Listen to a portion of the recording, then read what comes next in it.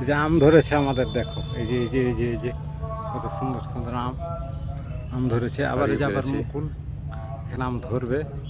আর এগুলো আম ধরে আছে, এই তো সুন্দর আম ধরে আছে, কত হেবি সুন্দর।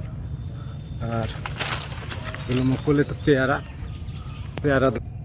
এই পাখিটি দলছুট স্বভাবের।